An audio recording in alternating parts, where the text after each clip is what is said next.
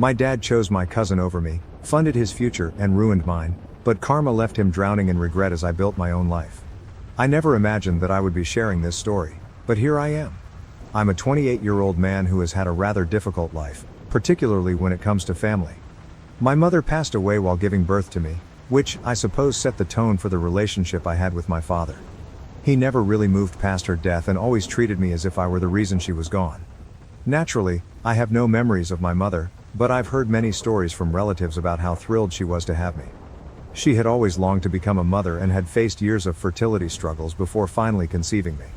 This knowledge only makes the whole situation more heartbreaking.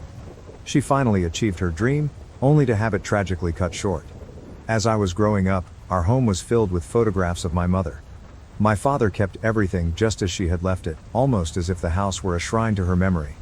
Her clothes remained hanging in the closet, and her books still lined the shelves. It felt as though I was living with the ghost of a woman I would never have the chance to know. Sometimes, I would sneak into their room just to touch her belongings, trying desperately to forge some sort of connection with the mother I never met. My relationship with my father, however, was entirely different.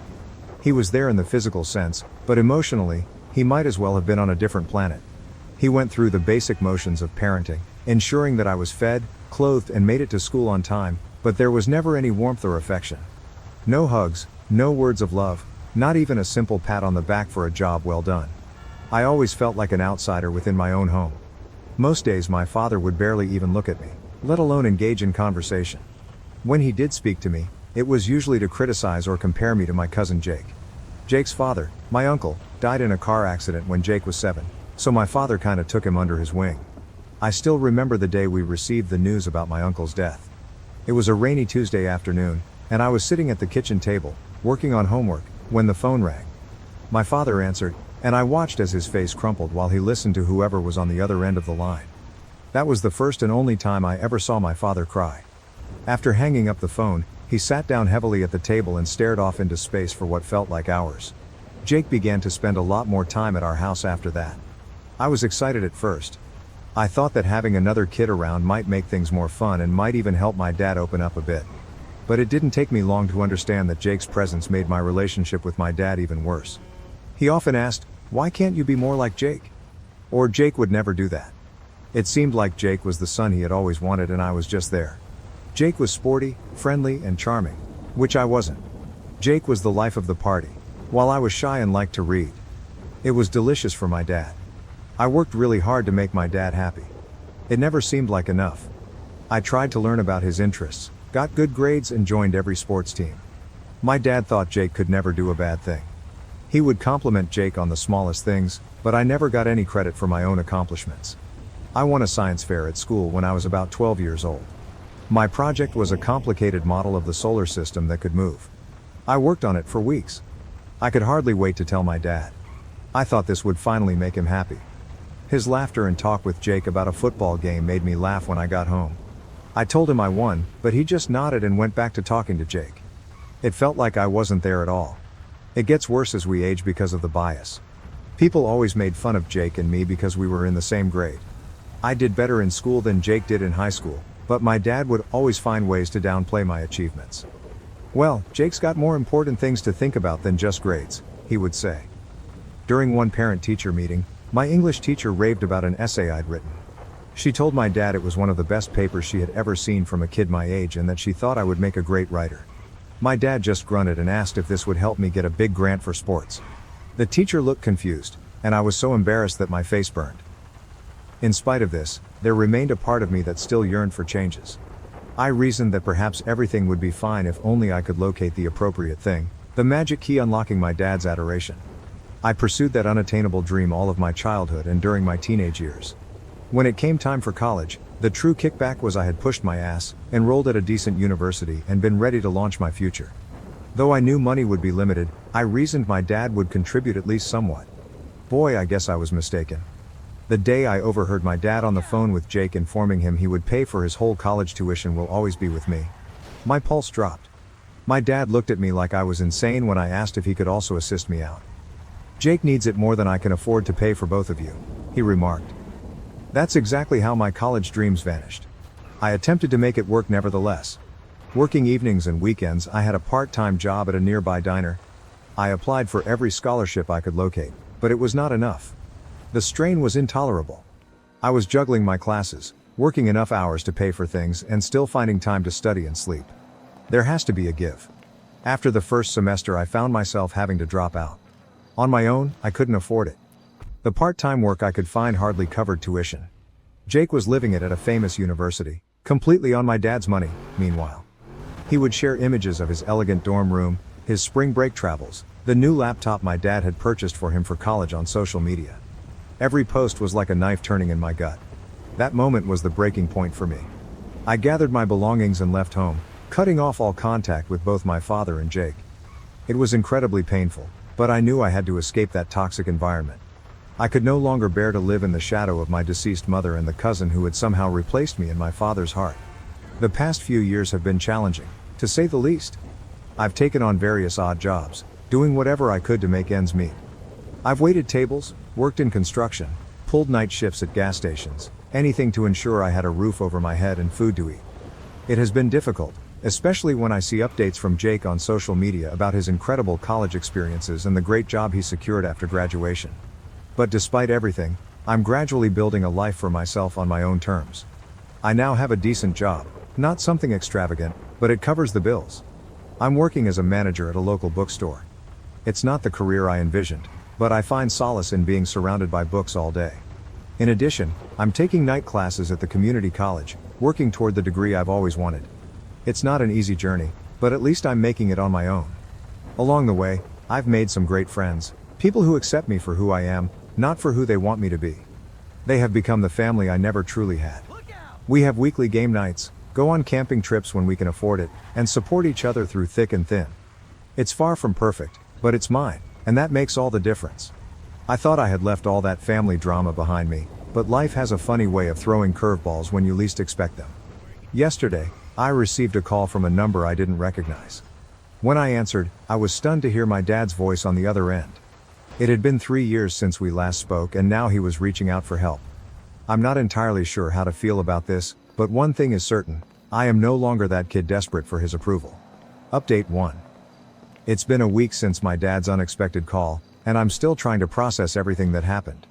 Speaking with him on the phone brought back a plethora of memories, the majority of which were not good. But his voice was different. Older. More worn out. More desperate. He began with small talk, asking how I was doing. It felt awkward and forced, as if he was trying to pretend the last few years hadn't happened. Then he got to the real reason for his call. He needed money, and a lot of it. At first, I was too shocked to respond. This was the man who had never given me a dime for college, who had chosen my cousin over me time and time again, and now he was asking me for financial help. The irony was not lost on me. When I finally found my voice, I asked him why he was coming to me. What about Jake, his golden boy? Shouldn't he be the one to help out? My dad fell silent for a moment, then mumbled something about Jake being busy with his new job and not having the means to help right now. I couldn't help but laugh. After years of being told how much better Jake was, how he deserved the opportunities I didn't, now I was supposed to be the one to step up. I made it clear to my dad exactly what I thought about that idea. I suggested he go talk to Jake instead, since he had always been the favorite anyway. There was a long silence on the other end of the line. Then my dad started to say something about how he regretted some of the choices he'd made, how he wanted to make things right. But I cut him off. I told him it was too little, too late. I'd spent years trying to earn his love and approval, and now that he needed something from me, he was ready to play the remorseful father. I ended the call shortly after that. I experienced a range of feelings as soon as I hung up. I turned him away, and part of me felt bad about it since he was still my father. But a bigger part of me felt relieved. For the first time, I had stood up for myself against him. I didn't cave into the need for his approval that had driven me for so long. The next few days were tough. I kept replaying the conversation in my head, wondering if I had done the right thing. I thought about all the times I needed aid and he wasn't there. Sure, it was the college tuition, but it was also the little moments when a child needed their father. School activities, girl advice, and learning to drive. He had been missing throughout. I remembered my first heartbreak when I was 16. Her name was Sarah, and I thought she was the one. We had been dating for 6 months when she broke up with me for one of the football players. I was devastated. I came home that day, eyes red from crying, and my dad was in his usual spot on the couch, watching TV. He barely looked up when I walked in. I stood there for a moment, hoping he would ask what was wrong, but he just grunted and told me I was blocking the screen. I went to my room and cried myself to sleep that night. Or the time I got my driver's license. Most of my friends' dads had taught them how to drive, but not mine. I had to beg my neighbor, Mr. Johnson, to teach me. When I finally passed the test, I came home excited to share the news. My dad was in the garage, working on his car with Jake. I showed them my new license. Jake congratulated me, but my dad just nodded and went back to explaining something about the engine to Jake. I don't think he ever let me drive his car. Another thing that made me think was what kind of trouble he was in to need my money. My dad was always very proud, almost too much. It has to be important for him to reach out in this way. Even with everything, I was still a little worried about him. But then I thought about all the times I had been worried about my own future because I wasn't making enough money since I had to quit college. What did he care about then? I had to work things out by myself, which I did. I made my own life without his help. Why should I help him right now? I remembered the year I lived on my own after moving out. In order to start over, I moved to a new place where no one knew me. I got any job I could find and found a tiny studio room that I could barely afford. I cleaned during the day and worked as a bartender at night. I was always tired, but I was able to get through it on my own. When I got home from work at the bar some nights, my feet hurt and smelled like smoke and beer. I wondered if I had made a mistake. I could have put my pride aside, stayed home, and tried to work things out with my dad. But then I remembered being judged all the time and never feeling good enough, and I knew I had made the right choice. I started to feel better about my choice as the days went by. I understood that by not giving in to his request, I was finally giving him a handle on things. I wasn't the same kid he used to be able to ignore and push around. Today I'm an adult, I choose for myself, and I don't owe him anything. I couldn't help but be interested though. What had exactly caused this to happen? What happened that Jake, the perfect child, couldn't or wouldn't help? There were times when I wanted to find out more about what was going on with my dad and my cousin. But I hesitated. Did I really want to open that can of worms? Was it worth potentially stirring up all that old pain and resentment? I thought about getting in touch with Jake's mom, my aunt. Even though she was sometimes cold, she was always nice to me. She might understand what's going on. The last time I saw her though, was at a family get-together right before I left for work. She gave Jake a big hug and told him she was proud of him for getting into such a good college. She only gave me a weak smile and a pat on the shoulder when it was my turn to leave. I made up my mind not to call her. I'm still not sure what to do next as I write this report. A part of me wants to forget about the past and keep focused on my own growth in life. On the other hand, I can't help but wonder what's going on between my dad and Jake. Now that I think about it, only time will tell if I decide to look into it more or not. Update 2. It's been about a month since my last update, and a lot has happened. Despite my initial hesitation, my curiosity got the better of me. I decided to do some digging to find out why my dad suddenly needed help and why Jake wasn't stepping up. I started by reaching out to a few family friends who were still in touch with my dad. At first, they were reluctant to share much, but eventually, I pieced together a pretty clear picture of what had been going on. I called Mrs. Peterson first. She had been my mom's best friend and had always been kind to me growing up. She seemed surprised to hear from me but was happy to chat. After some small talk, I steered the conversation toward my dad and Jake. Mrs. Peterson hesitated, then sighed deeply before starting to fill me in. It turns out that my dad had gone all in on supporting Jake, far beyond just paying for his college tuition. He had helped Jake with the down payment on a house, bought him a car, and even invested in a business venture Jake wanted to pursue.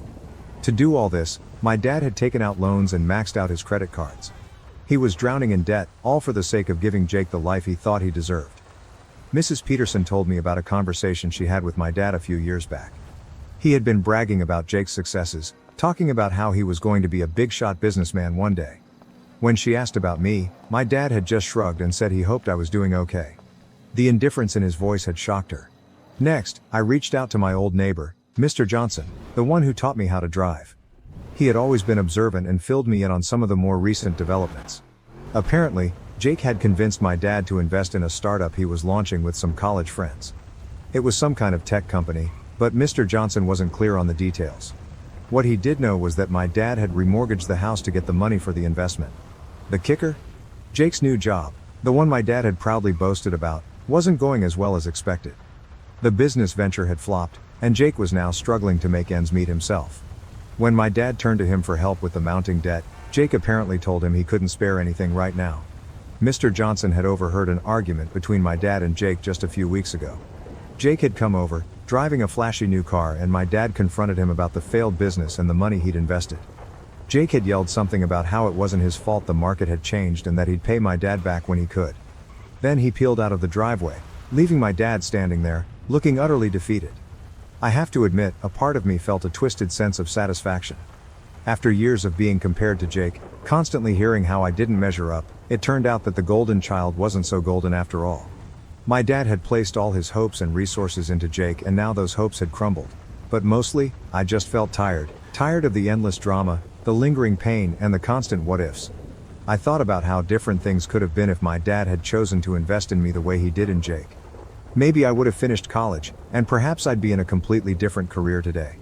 But then again, maybe I wouldn't have learned the invaluable lessons I did about self-reliance and perseverance. I remembered the tough times after dropping out of college, how I juggled multiple jobs, often scraping by on ramen noodles and cheap coffee. I thought about the long nights I spent studying after exhausting shifts, driven by the determination to improve myself, even without the benefit of a formal education. It had been a hard journey, but it shaped me into the person I am today. I wasn't sure if I should tell my dad what I had learned. After some thought, I chose to text him. I told him I knew what was going on with Jake and the bill. I didn't offer to help, but I also didn't brag. What I really said was that I hoped he could see now that the decisions he made had effects on both of us. After a few hours, he answered. He said sorry and a lot of things in a long message. He told me that he knew he had been unfair to me and that his grief over my mom's death had made him lose his temper. He talked about how proud my mom would have been of the man I'd become, even though he wasn't a great dad. He asked if we could get together and talk. I thought about that message for a long time before I decided what to do. I still had a little boy inside me that wanted his dad's love, so there was a part of me that wanted to say yes. I imagined a time when we'd get together, talk things out, and our relationship would be fixed magically. But as an adult who has had to work hard for everything, I knew better. I reflected on all the important milestones in my life that my father had missed, like my high school graduation, where I scanned the audience, hoping to catch a glimpse of his face, only to feel the sting of disappointment. I thought about my first apartment, which I furnished with second-hand items and a lot of determination, and the promotion I recently received at the bookstore, a moment I had no one to share with except my friends. In the end, I decided to respond to my father, letting him know that I was not ready for a meeting. While I acknowledged his apology, I made it clear that words alone could not erase the years of neglect and favoritism I had endured. I expressed my need for time and space, and I told him that he needed to respect that boundary. I also made it abundantly clear that I would not be bailing him out financially. His decisions had brought him to this point, just as my decisions had led me to where I am now. It was not my responsibility to fix the mistakes he had made. As I sit here writing this update, I feel a sense of relief. Not happiness exactly, but as if a weight has been lifted from my shoulders. For so long I carried the burden of trying to earn my father's love, constantly questioning what was wrong with me that made him favor Jake. Now I realize it was never about me at all. It was about his own unresolved issues, his inability to cope with loss and grief. I am uncertain about what the future holds for my relationship with my father, or whether there will be any relationship at all. Perhaps one day, we will have a genuine conversation about everything that has transpired. Perhaps not. For now, I am focusing on my own life and personal growth. I am continuing with my night classes, diligently working toward that degree. I am also building relationships with people who appreciate me for who I am, not for who they want me to be. Just last week, I helped my friend Sarah, not Sarah from high school, move into her new apartment. As we unpacked boxes and arranged furniture, it dawned on me that these connections, this chosen family, are what truly matter, not the approval of someone who was never able to recognize my worth. Life is not always easy, but I am forging my own path. And for the first time in a very long time, I feel like I'm exactly where I'm meant to be. I do not know what tomorrow will bring, but I am confident that I will face it on my own terms, with the strength I have developed through years of self-reliance. That is something my father's favoritism can never take away from me. Thank you for watching. If you haven't subscribed yet, please do so and hit the notification bell to stay updated with more shocking real-life stories happening around you.